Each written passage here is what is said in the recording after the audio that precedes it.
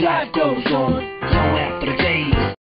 Hello friends, welcome back. It's your man PJ for another day of Word with Friends. Today we're going to continue to look at that passage found in Matthew chapter 5 where Jesus is going to redefine what it looks like to have a good life as well as who gets to have that good life. Once again, we're going to look at these blessed statements, remembering that blessed is not synonymous with happy, but it's a state of well-being, peace, and contentment. Stuff that's going on the inside. It's a state of being blessed. Jesus is the one who is bringing the blessing. Remember also that part of this blessing is the fact that in the kingdom of God, there is a place specifically for you.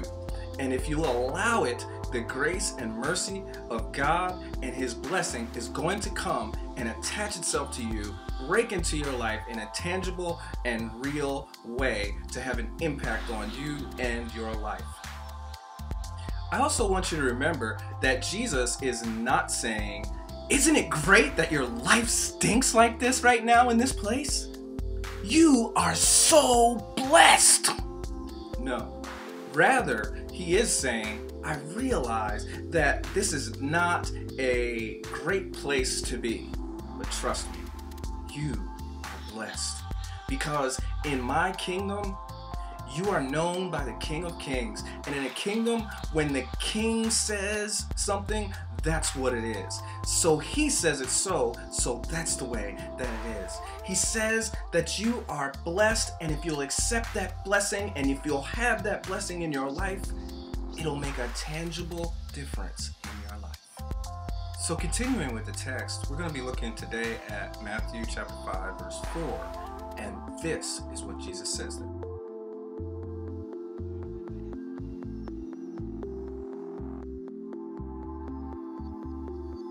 You know what I see? What I see is that in our culture, we don't like to mourn. We have no tradition for mourning, no form for mourning, no model for mourning. It's just wide open and everyone does it differently. Mourning can be very awkward. And I get the sense that we really don't know how. Have you ever lost a loved one?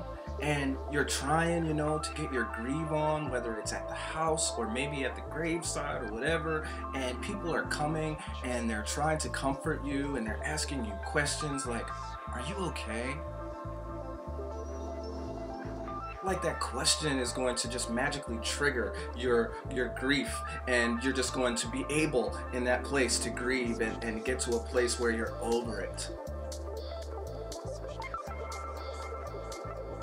You know what else I find kind of strange is that in our culture, we try to avoid death at all costs.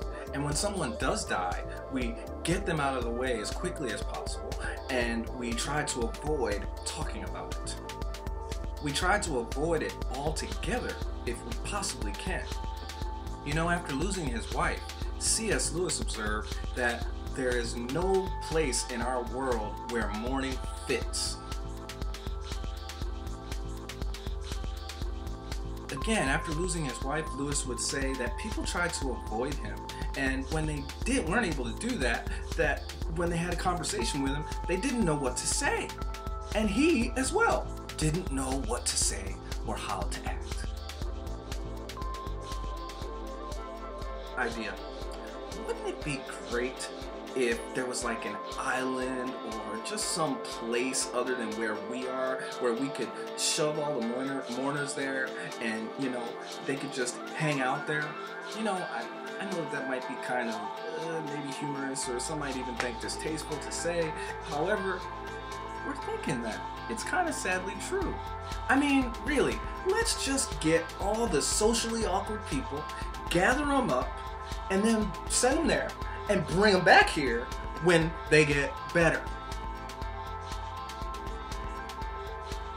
The other thing that mourning does is when we are faced with another person's mourning, it alerts us to the fact that we are not so far away from that experience in our own lives. And tragedy could strike any of us at any time. And we really don't like being confronted with and reminded of our own frailty. So Jesus is saying, in this world, when you are mourning, there's this kind of hopelessness attached to that.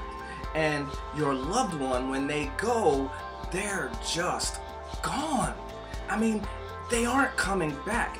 And if this kingdom of this world is all that there is, if the kingdom that we see right now is the end of the story, then yes, there is no comfort. But Christ has good news. In his kingdom, he doesn't want to avoid you. He doesn't want to avoid you now, and he won't avoid you later. He's going to comfort you with a comfort that you can hardly imagine.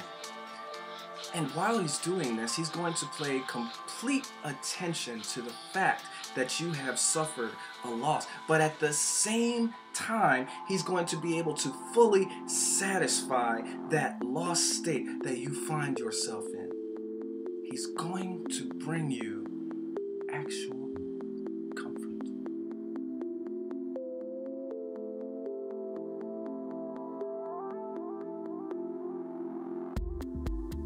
You know, when you hear the words, "It's going to be okay" from Jesus, it really is going to be okay.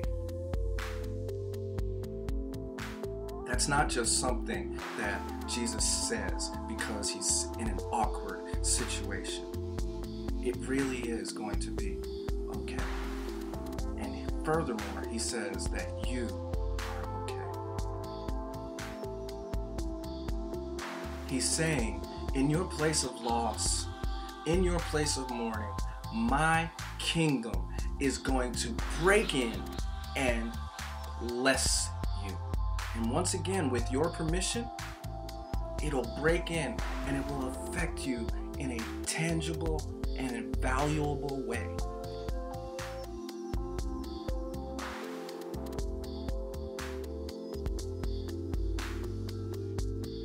Hey, that's all I got time for today, friends. I gotta run, but listen, don't forget to subscribe, and remember, study to show yourself approved. Holla! Holla, holla, holla. Life goes on, long after the days are living on gone. Holla, holla, holla. Life goes on, long after the days are living on gone. La la la la la la.